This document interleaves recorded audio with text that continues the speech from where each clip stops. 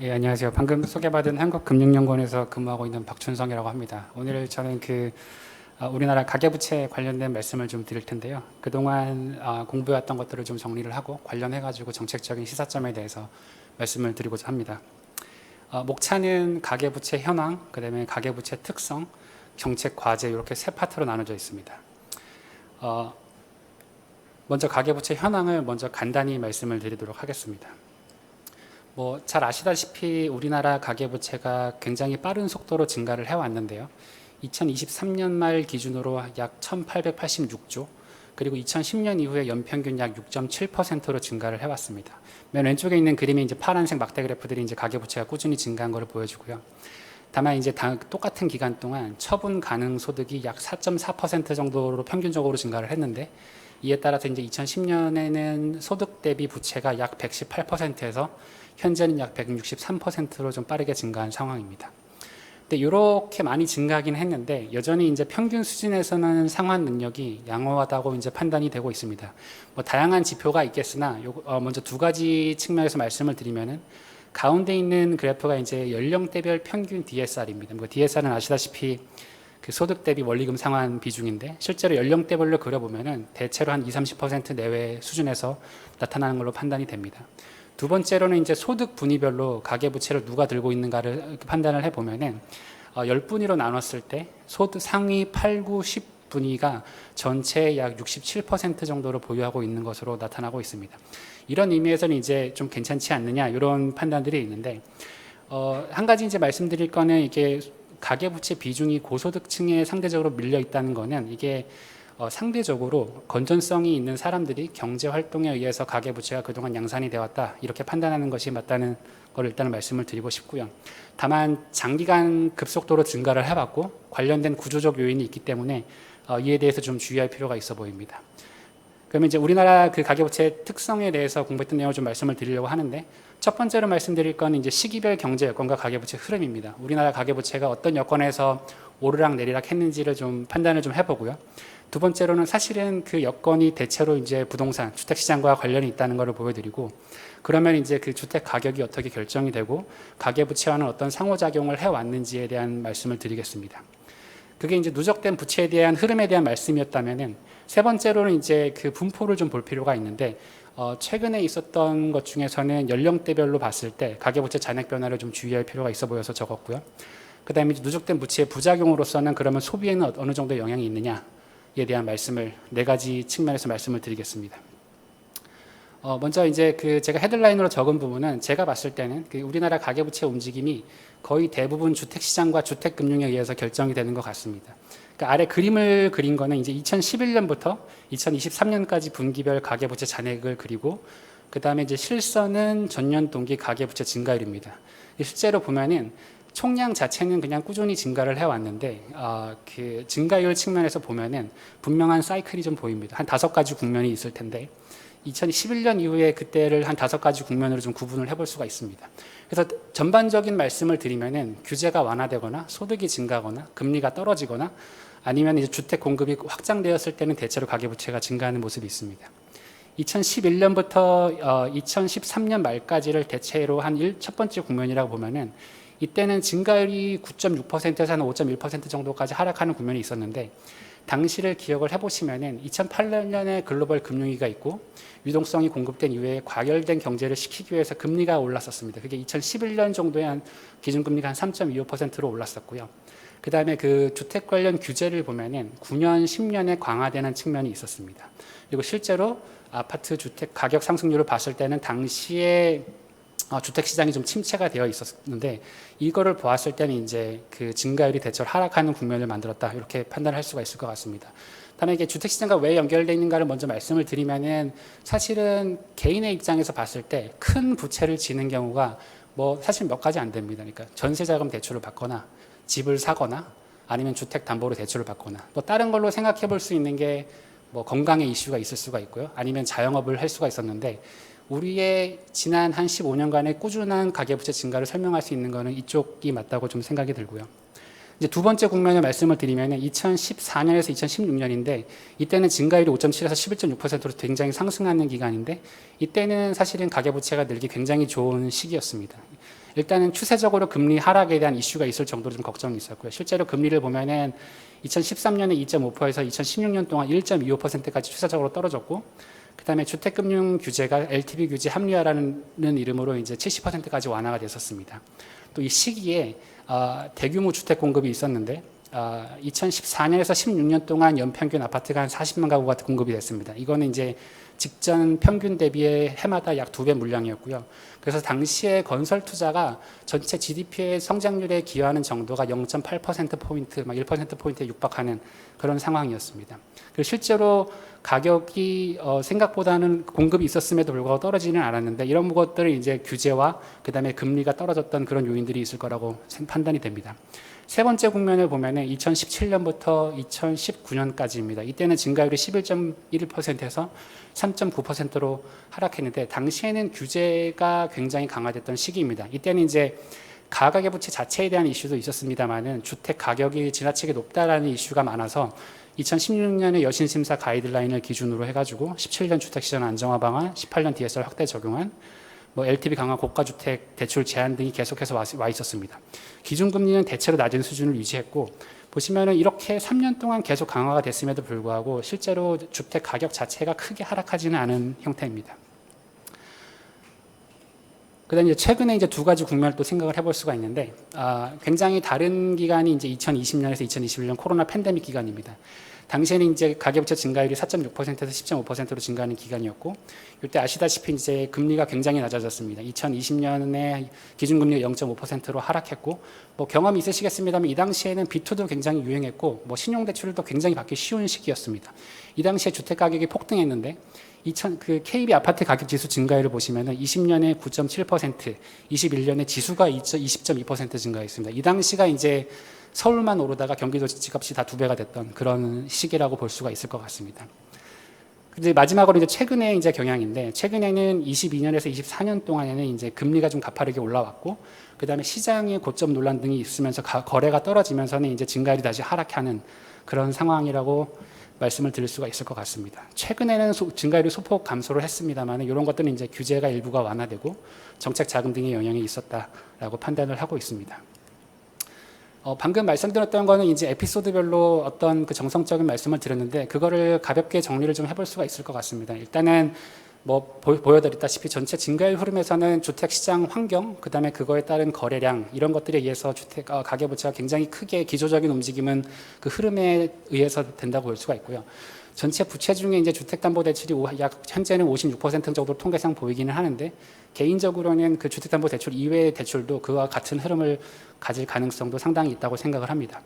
환경적으로 봤을 때는 이제 그 금리가 낮은 경우, 저금리 같은 경우에는 당연히 이제 주택이랑 부채를 좀 증가시키는 요인이고요. 극단적인 예가 코로나 시기에 이제 초저금리 시기가 되겠습니다. 한편으로는 주택 공급 자체는 가격 자체는 안정시킬 수 있습니다만은 가계부채는 증가시킵니다. 주택 자체가 애초에 고가이기 때문에 시장에 새로 들어오는 그 주택에 대해서는 부채를 들고 사야 됩니다. 이렇기 때문에 공급 자체도 부채는 어쨌든 일으키는 방안으로 좀 되는 것 같고요. 그 다음에 대출 규제 자체는 그 강화를 하는 경우에 가격보다는 가계부채 증가세의 안정화에 좀 더 직접적으로 영향을 줬던 걸로 판단이 되고 있습니다. 앞서에서 그 에피소드 관해서 말씀을 안 드렸던 거는 이제 우리나라 좀 특색적인 전세 제도가 있고, 한편으로는 이제 대출 규제가 어떤 영향이 있는지에 대한 말씀을 안 드렸는데, 그거에 대해서는 뒷부분에서 좀 더 말씀을 드리도록 하겠습니다. 그래서 전반적인 환경과 가계부채 흐름에 대해서는 이렇게 말씀을 좀 드리고 싶고요. 그러면 그 상황에서 이제 그 주택 가격과 그러면은 주택 가계부채가 어떻게 움직였는지를 말씀을 드리면은, 두 번째 동그라미를 먼저 말씀을 드리겠습니다. 시계열적으로 보면은 대체로 가격이 먼저 좀 올라가면은 이제 주택담보대출이 따라가서 올라가는 형태입니다.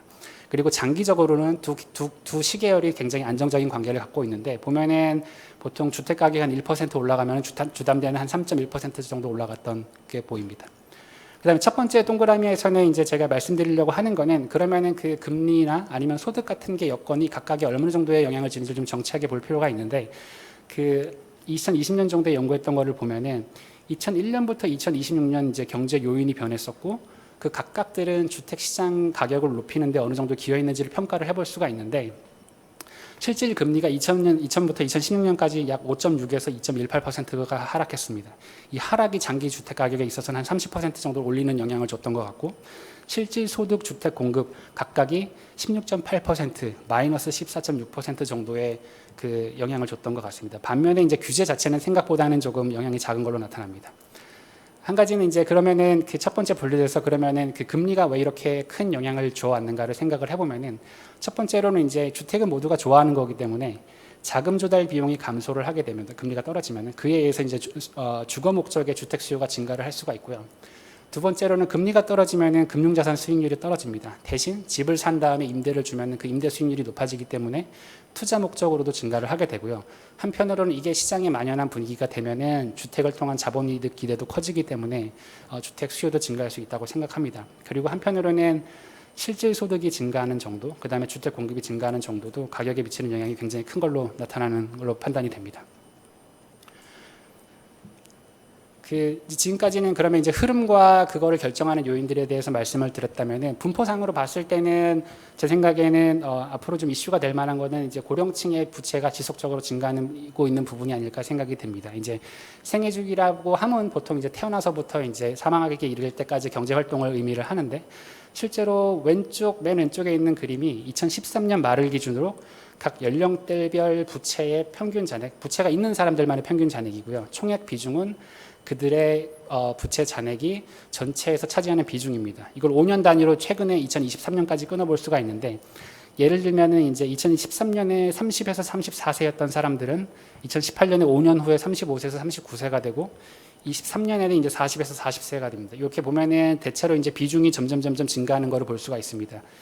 반면에 45세에서 49세를 보시면은 16.6%였는데, 이분들이 10년 후에 55세에서 59세가 되다 보니까 비중이 11.7%로 좀 감소하는 흐름을 보여줍니다. 그러니까 이건 무슨 말씀이냐면, 사실은 그러니까 청년층에서 중년층으로 가면서 부채를 활용한 경제 활동 비중이 늘어나다가 시간이 지나면 대체로 감소하는 패턴이 우리가 관측이 된다라는 말씀입니다. 하지만 이제 제가 말씀드리고 싶은 거는, 일단 65세 이상의 가계부채 비중을 보면은 2013년에 8.9%, 18년에 9.4%, 23년에 11.3%입니다. 그러니까 이게 60세 이상으로 이걸 넓히면은 2013년에는 15.6%였고, 그 다음에 최근에는 한 20.4%까지 증가한 걸로 나타납니다. 그러니까 이게 무슨 말씀이냐면은, 대체로 부채가 늘었다가 감소하는 패턴이 나타나기는 하지만은 그 소득 불확실성이 높아지는 60세 전후의 은퇴 시기를 준비해서는 생각보다 이렇게 상환이 많이 이루어지는 건 아닌 것 같다. 그리고 우리나라 고령화가 빠른 속도로 진행되고 있는데, 현재 60세 이상의 인구 비중이 약 33%로 나타납니다. 그러니까 이게 지속이 되었을 때는, 이게 누적됐을 때는 어떻게 될 것인가에 대한 평가가 좀 필요하지 않을까라는 고민을 하고 있습니다. 사실은 이거는 뭐 생계일 수도 있고 자영업일 수도 있고 자산 기반 경제 활동일 수도 있어서 상환 여부를 위험을 섣부르게 판단할 수는 없습니다만, 아직 충분히 좀 고민이 안 된 부분이 아닌가 지켜봐야 될 필요가 있다고 생각을 합니다. 그 다음에 이제 누적된 부채가 그러면 이제 어떤 위험을 갖고 있나, 뭐 다양한 게 있겠습니다만, 미시적으로 봤을 때는 이제 약간 소비 감소 효과가 좀 크지 않은가 이런 생각을 하고 있습니다. 그러니까 지금 제 연구원의 동료 박사님과 연구를 하고 있는데, 만약에 차주의 대출이 모두 변동금리라고 생각을 했을 때 대출 금리가 한 1%포인트 정도 상승하면은 평균적으로 소비를 약 0.45% 정도 감소시키는 효과가 있는 걸로 나타나는 것 같습니다. 대체로 보면 이제 소득에 비해서 자기 부채가 몇 배가 있는가가 좀 중요하게 작용을 합니다. 왜냐하면은 자기 소득 대비 비중이 높으면 높을수록 금리가 올라갈 때 이자 비용이 커지기 때문에 그에 따른 단기적인 영향이 커진다고 볼 수가 있습니다. 그래서 왼쪽 표에서 보이는 건 이제 DSR 범위를 낮은 것부터 이제 높은 수준까지 구분을 해보고, 맨 마지막 칼럼에 이제 그러면 금리가 1% 올라갈 때 소비는 얼마나 감소하느냐를 보면은, 뭐 당연한 말씀일 수 있겠습니다만, DSR이 크면은 대체로 소비 감소 효과가 크게 나타난다라는 게 이슈가 될 수가 있습니다. 그다음에 오른쪽에 있는 표에서 말씀드리는 부분은 상승기와 금리가 상승하면 이자 비용이 올라가지만 하락하면 이자 비용이 감소하기 때문에 소비가 늘어날 수도 있지 않느냐라고 생각을 할 수가 있는데, 예상보다는 금리가 하락할 때는 그에 따라서 이자 비용이 떨어진다고 소비를 크게 늘리는 것으로 나타나지는 않습니다. 그러니까 상황이 안 좋아질 때 좀 더 움츠러드는 그런 경제적인 행태가 있지 않을까라고 생각을 하고 있습니다. 이제 정책에 대한 말씀을 좀 드릴 텐데요. 세 가지가 이제 우리가 그동안 경험한 규제 특성이 어떤 게 있는지, 그 다음에 한편으로는 공백이라고 부를 만한 부분, 그 다음에 이제 어떻게 개선을 해 나가야지에 대한 말씀을 드리도록 하겠습니다. 일단은 그 헤드라인으로 말씀을 드리고 싶은 거는 일단 대출 규제 적용 자체는 굉장히 비대칭적이고 실제로 경기 여건에 대해서 타이밍을 맞추기가 굉장히 어렵다는 말씀을 드리고 싶습니다. 먼저 규제 완화하는 측면을 생각을 해보면은 가령 2013년에 LTV 완화를 했을 때는 자격이 되거나 그런 차주는 정책 시기에 바로 은행 가서 빌릴 수가 있습니다.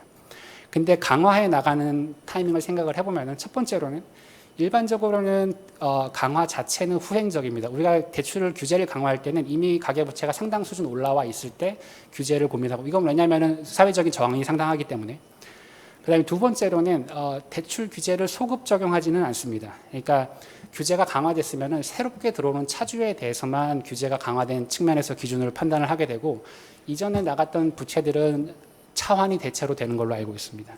세 번째로는 강화하는 시기에는 분명히 경제적 충격을 예상을 할 수가 있기 때문에 그 충격을 피하기 위해서 업권 혹은 상품 간에 걸쳐서 점진적으로 시행합니다. 그러니까 예를 들면 DSR이 지금 거의 전 업권에서 신청이 되고 있는데 그게 실제로 나왔던 얘기는 아마 16년, 17년쯤에 얘기가 나왔었고요. 업권에 시행된 건 아마 19년으로 알고 있습니다. 그러니까 이런 차원에서 봤을 때는 대출 규제가 이제 경기 여건에 따라서 재량적으로 하는 것보다는 어떤 타당한 원칙을 만들고 그거에 대한 일관된 운용을 하는 것이 부작용을 최소화하는 방법이 아닐까 이렇게 판단을 하고 있습니다. 제가 아래 표에서 보여드리려고 하는 거는 그 2016년에서 19년에 이제 주택금융 강화 시기인데요. 보면 여신 전문 권역입니다. 여기 뭐 카드 이런 쪽이니까 2011년부터 15년까지 보면 소득 분위별 전년 동기 대비 부채 증가율을 표시를 한 건데요. 좀 많이 증가한 부분들을 음영으로 표시한 겁니다. 해마다. 그래서 11년부터 15년까지를 보면은 그래도 대충 중저소득 쪽에서의 부채 증가율이 큰 걸 볼 수가 있는데요. 실제로 그 기준이 강화되었던 16년부터 18년까지 보면은 고소득자들이 상대적으로 다른 쪽에서 빌리기 어려워지니까 증가율이 이쪽에서 올라왔던 걸로 확인을 할 수가 있습니다. 대체로 이런 부분들이 이제 그 강화 시기에 있어서는 업권 간의 그 규제 일관성이 없을 경우에는 정책에 의도한 효과를 내기가 어려운 것을 보여주는 부분이라고 생각을 합니다. 그다음에 이제 규제가 그러면 우리가 어떻게 적용되고 있는지 현황을 좀 고민을 해볼 필요가 있는데 오른쪽 표를 보시면은 전 2023년 2분기를 기준으로 전 금융권에서 신규 대출에 대해서 DSR이 얼만큼 적용되었는가를 보면은 적용 대상이 됐던 부분이 전체 부채 중에 약 26.7%만이 됩니다. 그래도 여전히 한 75% 정도는 규제에 들어가 있지 않고요. 한편으로는 이 규제에 들어가 있지 않는 부분에 대한 것 중에 우리나라의 특색적인 게 하나가 전세자금 대출이 아닐까 생각을 합니다. 그래서 이건 잔액으로 볼 수가 있는데 이거는 뭐 따로 통계가 잘 나오진 않아가지고 강민석, 정종원 두 분의 그 자료에서 제가 가져왔는데 2021년 말 기준으로 약 180조 정도로 추산이 된다고 합니다. 그다음에 이제 한국은행에서 주택담보대출 통계를 제공을 하는데 거기에 있는 주담대가 그러니까 전세자금 대출이 포함되어 있습니다. 거기에서 약 20% 당시에, 그러니까 지금으로는 조금 더 높을 가능성도 좀 있는 것 같습니다. 그러니까 전세자금 대출 같은 경우는 금융회사를 통했음에도 불구하고 대체로 규제 밖에서 그 집을 가진 사람들에 대한 유동성 공급의 역할을 하고 있다 이렇게 생각을 할 수가 있을 것 같습니다. 요 부분들에 걸쳐 가지고 이제 그 일관성 확립을 위해서 우리가 어떤 것들을 더 고민해야 되는지에 대한 말씀을 좀 정리를 해드리겠습니다. 첫 번째로 이제 규제 측면에서 봤을 때 말씀드렸다시피 그 경기 여건에 따른 재량적인 운영보다는 어떤 좀 준수한 원칙을 계속 수정하더라도 그거를 만들어 가면서 일관되게 운영하는 것이 중요하다고 생각을 합니다. 뭐 규제가 경제 활동을 당연히 불필요하게 제약하면 안 된다고 생각합니다. 다만 이제 상환 가능 범위 내에서의 대출 그 원칙은 일정하게 유지가 되어야 된다고 생각을 하고요. 근데 현재 상황으로 봤을 때는 상품 간, 업금 간 DSR 일관성을 규제를 좀 확립을 하는 게 중요하다고 생각을 합니다. 근데 이거를 기반으로 생각을 해보면은 그 DSR 적용 범위를 좀 점진적으로 확대할 필요가 있다고 생각을 합니다. 특히 그 아까 초반에 말씀드린 것처럼 가계부채 움직임이 대부분 주택시장과 상호작용하는데 주택금융에 대한 거는 사실은 구매할 때 주택담보대출 이외에는 현재 DSR에 들어가지 않고 있습니다. 요거를 어떻게 넣을 건가에 대해서는 뭐 평가나 부작용들을 엄밀하게 좀 평가를 해야 되겠습니다만은 그런 부분들을 어떻게 DSR에 포함을 하게 될지 점진적인 고민이 필요하다고 생각을 합니다. 그 다음에 이제 생각을 해보면은 사실은 우리가 그동안에 있었던 것 중에 한 가지 부작용이 그 뭐 금융회사가 만기를 막 조정을 해가지고 그 좀 대출 야가 이런 것들이 있었는데 그 소비 측면에서의 위험을 고려를 하더라도 소득 대비 부채가 굉장히 높은 사람들이 금리 인상할 때 위험 부담이 크고 소비 감소 효과가 큰 것 같습니다. 이런 측면에서 봤을 때는 우리가 그 LTI에 대한 관리를 좀 검토할 필요가 있을 것 같고요. 그다음에 아까 말씀드렸다시피 그 앞으로의 가계부채 이슈 자체는 금리가 생각보다 빠르게 떨어지지 않고 기조적인 증가세의 이슈라기보다는 갖고 있는 분포상에서 어떤 위험을 우리가 관리해 나갈 건지를 초점을 둔다면은 고령층의 부채 누적 상황을 좀 모니터링하고 이런 것들에 대한 평가가 좀 있으면 좋겠다라는 게 저의 의견입니다. 이상 발표를 마치겠습니다.